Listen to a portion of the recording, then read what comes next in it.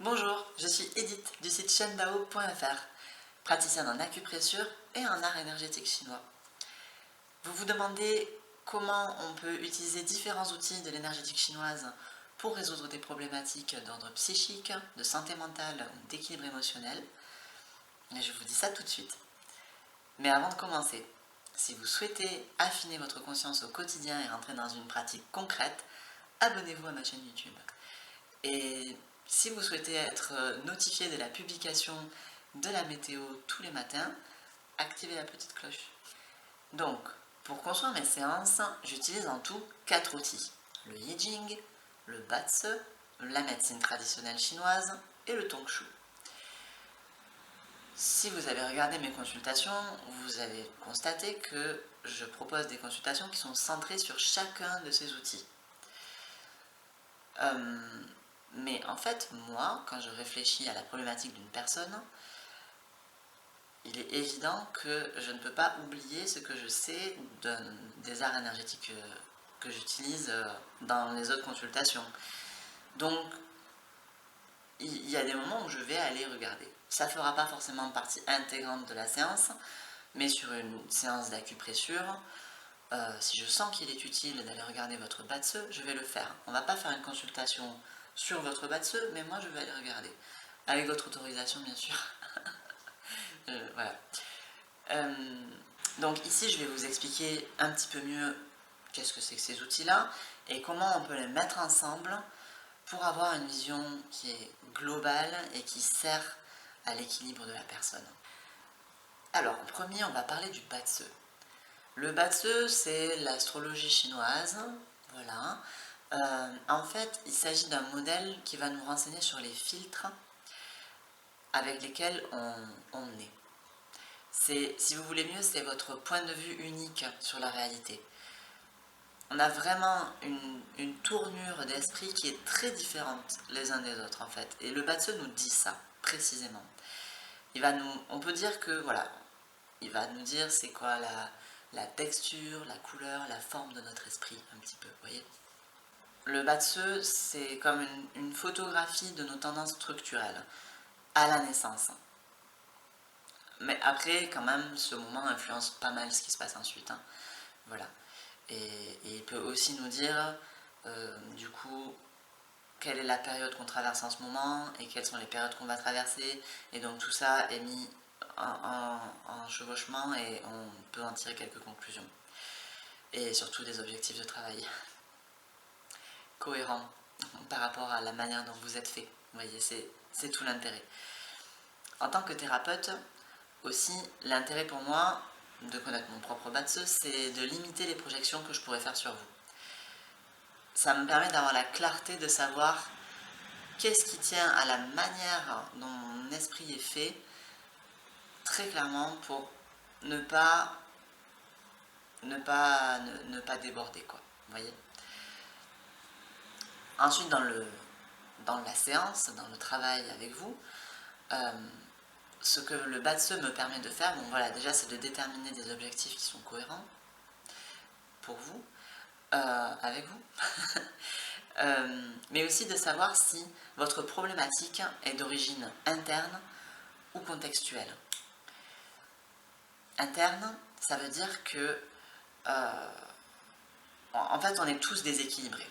Voilà, on part là-dessus. Il n'y a personne parmi nous qui a un Batse qui est parfaitement équilibré, vous voyez, avec toutes les jauges qui sont alignées. Non, non, non, pas du tout. Donc on va avoir des endroits de vide et des endroits de plein. Et il y a des personnes qui, voilà, structurellement, elles ont une tendance à la dépression. Pour des raisons précises. Ça peut être qu'elles elles ont une difficulté à satisfaire leurs besoins, ou elles ont des ressources qui sont insuffisantes pour nourrir leur perception d'elles-mêmes. Ça peut être tout un tas d'autres choses. En fait, l'important c'est de savoir ce que c'est pour prendre les bonnes décisions, pour équilibrer ça, en fait. Là, on est sur l'interne. Sur le contextuel, il va s'agir plutôt des choix que vous avez faits. En n'ayant pas conscience en n'ayant pas notion de la manière dont vous êtes fait, pour plein de raisons. Il y a des personnes qui ont une tendance naturelle à s'observer eux-mêmes et d'autres qui ne l'ont pas du tout. Voilà. Et donc, quand on ne l'a pas trop, on fait des choix qui sont pas terribles en fait, qui sont pas cohérents par rapport à ce qu'on est. Vous voyez, c'est ce que j'appelle un déséquilibre contextuel. Et donc là, on va très vite s'apercevoir que, bon, ben, en vrai, il vaudrait mieux que vous changiez, que vous déménagiez, ou que ça peut être des décisions beaucoup moins lourdes de conséquences d'ailleurs. Mais vous voyez ce que je veux dire, ça peut être de modifier légèrement votre activité de travail, vous voyez, des décisions, voilà, qu'elles soient, que ce soit des décisions majeures, parce que des fois c'est ce que ça appelle, ou des petits réajustements qui vont faire toute la différence. Alors maintenant, j'aimerais vous parler de la médecine traditionnelle chinoise. Ce qu'on appelle médecine traditionnelle chinoise, en fait, c'est toutes les techniques thérapeutiques qui ont été utilisées par les peuples du continent asiatique au fil des siècles. Ces techniques-là ont été progressivement unifiées par les empires chinois successifs. Et donc maintenant, on dit, voilà, c'est la médecine traditionnelle chinoise, mais en fait, il y a aussi du vietnamien, voilà, il y a plein de choses. Hein. Ok. Et dans les techniques que j'utilise, il y a aussi des techniques japonaises d'ailleurs. De nos jours, chaque hôpital chinois a son service de médecine traditionnelle chinoise. C'est une médecine qui commence à être reconnue dans la plupart des pays du monde et d'Europe, sauf la France. Et son déploiement est soutenu quand même par l'OMS depuis 2019, il me semble.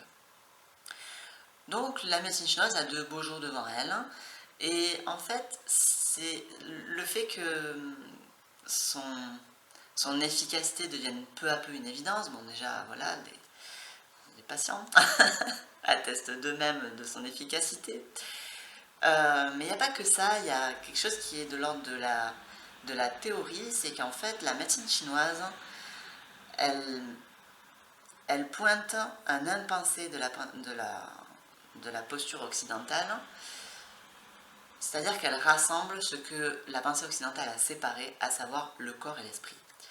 Quand je dis qu'elle rassemble, c'est pas exactement ça, c'est qu'en fait elle ne fait pas la différence.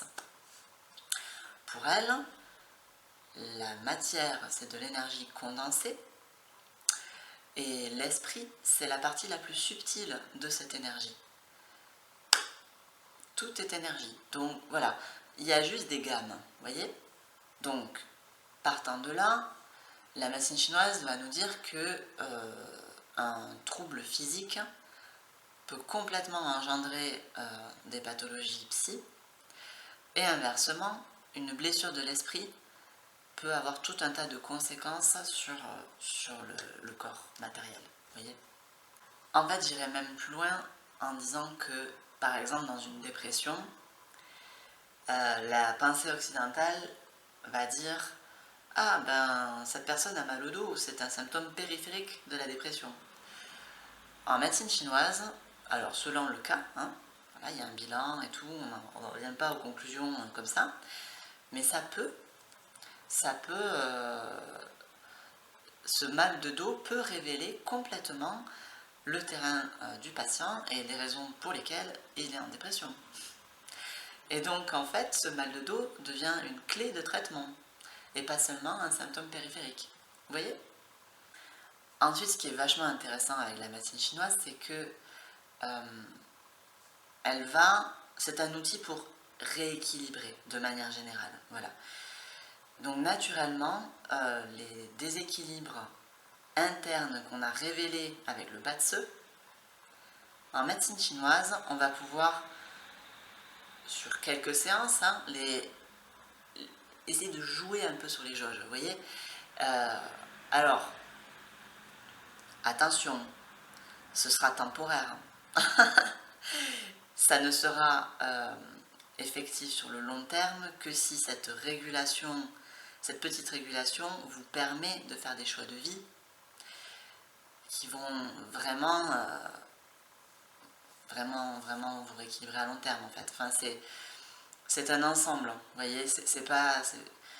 Si vous voulez, dans la médecine occidentale, par exemple, on a les antidépresseurs, qui sont des sortes de béquilles qui nous permettent de changer notre vie, et au bout d'un moment, on finit par s'en passer, et ça y est, mais on a changé la vie, vous voyez. Là, c'est pareil, sauf que il n'y a pas d'effet secondaire. C'est quand même sympa. Ok, donc maintenant, on va parler du Tongshu. Le Tongshu, c'est le calendrier chinois, le calendrier des anciens. Ils s'en servent pour cultiver la terre, et petit à petit, ce calendrier-là, il prend tous les domaines de la vie, et les Chinois, de manière générale, s'en servent pour choisir la date pour leurs décisions importantes, du style déménager, ouvrir un compte en banque, se marier, voyager, voilà, tout ça. Donc en fait, là où le Tongshu va être intéressant, c'est une fois qu'on aura déterminé les objectifs, des objectifs cohérents avec votre Batse, on aura rééquilibré quelques systèmes avec la médecine traditionnelle chinoise, et maintenant il ne restera plus qu'à poser des actions qui vont permettre un changement sur le long terme. Et ce qu'on veut, c'est que ces actions soient efficaces et que vous puissiez en retirer un maximum de bénéfices par rapport aux objectifs que vous étiez posés. Et le Tongshu, pour ça, est idéal en fait. Le Tongshu associé au Yi Jing, voilà, on y vient tout de suite. Mais du coup, c'est pour ça que j'ai ouvert une chaîne YouTube dans laquelle je vous fais la météo énergétique tous les matins. Et cette météo vous permet de vraiment travailler en autonomie avec les objectifs qu'on a déterminés en amont. Vous voyez, donc c'est un outil parfaitement complémentaire des deux autres phases. Et je vous invite grandement à l'utiliser, à comprendre comment il fonctionne. N'hésitez pas, c'est des outils qui sont peu connus, mais extrêmement efficaces. Alors maintenant, il ne me reste plus qu'à vous parler du Yi Jing. Le Yi Jing, c'est un livre qui a été écrit sur des millénaires par différentes personnes dont parfois on ne connaît pas vraiment l'identité. Et dans ce livre, on va trouver décrites les lois de l'énergétique chinoise. Alors des fois c'est très clairement marqué, des fois il faut lire entre les lignes, il faut connaître un peu. En fait, vous allez trouver dans ce livre surtout voilà, les 64 transformations possibles de l'énergie entre ciel et terre, donc dans le ciel postérieur, celui dans lequel on vit actuellement. Voilà. En opposition au ciel intérieur, et là je vous dis, allez regarder ma vidéo sur, le concept de l'énergie dans le taoïsme. Ce qui va se passer avec le Yi Jing, c'est qu'il va avoir plein d'applications du coup. Mais moi, dans les séances, je l'utilise pour deux choses. Des fois, il arrive que vous veniez me voir et vous ne savez pas trop par quel bout commencer un travail, vous ne savez pas trop en quoi je peux vous aider, et à ce moment-là, on fait un tirage de Yi Jing. Alors, un tirage de Yi Jing, c'est littéralement, on prend 3 pièces, on les jette 6 fois et on note sur quelle face elles tombent, si c'est pile ou si c'est face. Voilà. À partir de là, on obtient une sorte de code binaire qui va nous donner la transformation qui correspond à votre situation et du coup, qu'est-ce qui serait judicieux de faire pour la rééquilibrer. Ou pas, hein. Des fois, en fait, tout va très bien et il faut juste, il faut juste reprendre confiance, quoi. Blague à part. Ça, c'est la première configuration. La deuxième, c'est, bon, soit au cours du processus de soins, soit vraiment une fois on a regardé le Batse, on a fait des séances de médecine chinoise, vous avez travaillé un petit peu avec la météo,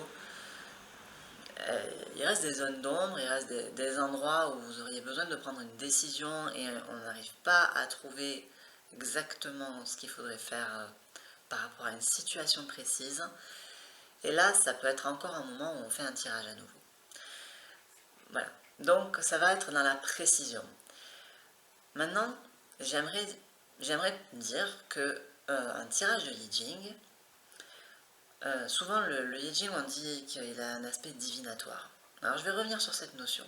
En fait, ce que fait le I Ching quand on le tire, c'est que il agit comme un miroir de notre situation. Sauf que c'est un miroir qui contient en lui des millénaires de sagesse. Ni plus ni moins. Et donc, quand vous le tirez, quand vous faites un tirage, voilà, vous avez une question, la réponse, elle vient, c'est comme si vous aviez en face de vous une version de vous-même qui était infiniment sage et qui savait absolument qu'est-ce qu'il faudrait faire pour que vous soyez dans l'équilibre et dans l'harmonie par rapport à cette situation. Donc des fois, ça ne veut pas dire prendre une décision, ça veut dire réadapter sa posture. Ce qui est sûr, c'est que en général, lorsqu'on fait un tirage de I Ching, c'est immédiatement réconfortant, apaisant, parce qu'on retrouve, on sent que c'est juste en fait, on le sent, je vous assure, et hop, ça se réaligne. Bon, maintenant, il arrive que le I Ching ne réponde pas de la manière qu'on aurait espéré. Et lorsque ça arrive, et ça arrive assez souvent en vérité, c'est là tout l'intérêt d'avoir un interlocuteur humain. Ce que je veux dire par là, c'est d'avoir un interprète, quelqu'un qui connaît le I Ching depuis longtemps, qui, au-delà de savoir simplement décrypter les métaphores nombreuses qui sont dans ce livre, va pouvoir dire qu'est-ce que ces métaphores-là, pourquoi le I Ching les a sélectionnées pour vous à ce moment-là précis, en regard de votre problématique. Voilà. Ben écoutez, je crois qu'on a terminé pour cette vidéo. J'espère qu'elle vous aura permis de mieux comprendre comment on peut utiliser différents outils de l'énergétique chinoise pour apporter un soulagement aux problématiques d'ordre psychique, émotionnel, spirituel et corporel. Puisque si vous m'avez bien suivi, c'est tout ça bien ensemble. Si vous avez des questions, n'hésitez pas à les poster dans le commentaire, j'y répondrai avec grand plaisir et elles pourront même faire l'objet d'autres vidéos. Si vous souhaitez creuser le sujet sur l'énergétique dans le taoïsme, j'ai fait une vidéo. Et si vous souhaitez en savoir plus sur la météo énergétique, eh bien c'est pareil, j'ai fait une vidéo et toutes ces vidéos sont dans la playlist des vidéos explicatives. Voilà, je vous remercie d'avoir regardé cette vidéo jusqu'au bout. Je vous souhaite une excellente journée et je vous dis à bientôt. Ciao, ciao!